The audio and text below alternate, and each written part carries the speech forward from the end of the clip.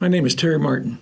I'm a detective with Mahoning County Sheriff's Office. I was assigned this case in 2014, January of 2014, along with a BCI investigator by the name of Al Bansky, who put countless hours in and offered his expertise. But Al has had to drop away from the investigation for whatever reason, I'm not sure. But there have been a number of investigators on this case. The original investigator was John Masai. He was a sergeant detective at the time.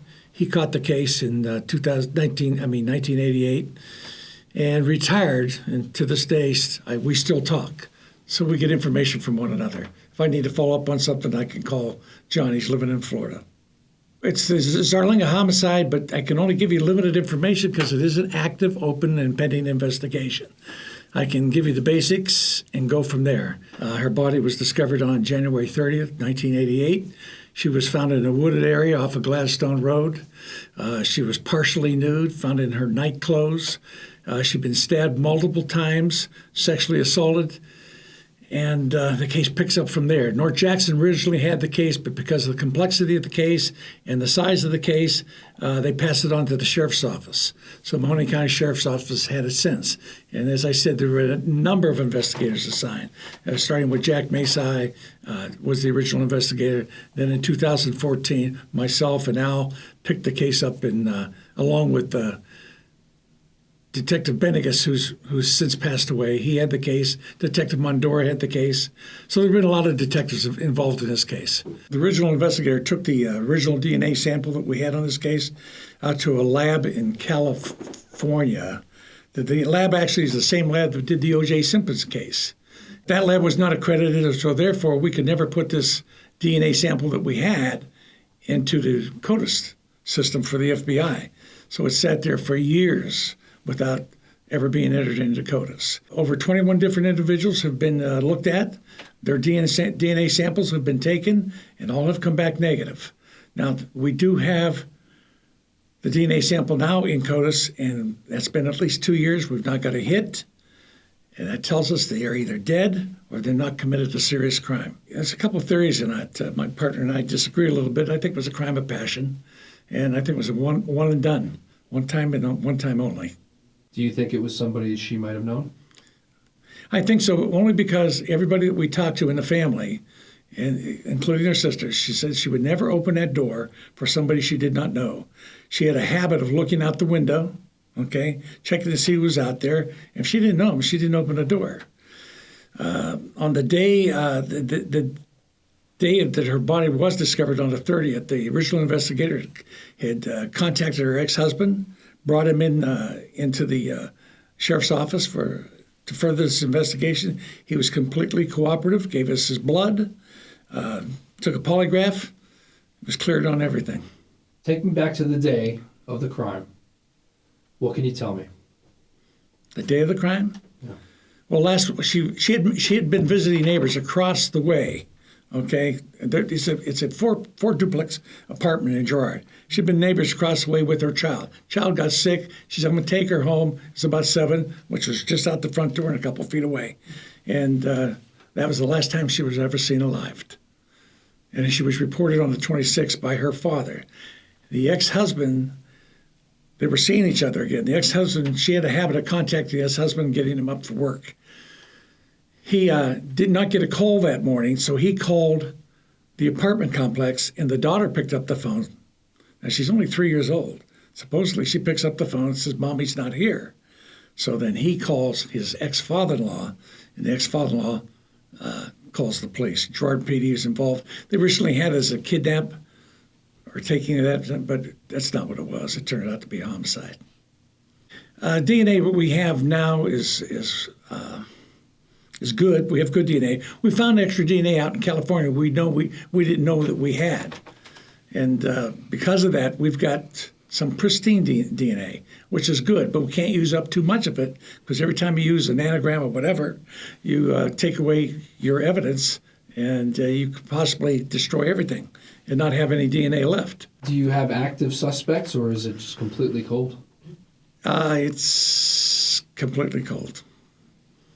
Okay, DNA is going to solve this case, but we need for the DNA to evolve not the DNA, but the technology to evolve to the point where we can use what we got to solve this case. What was her cause of death? The jugular vein was cut.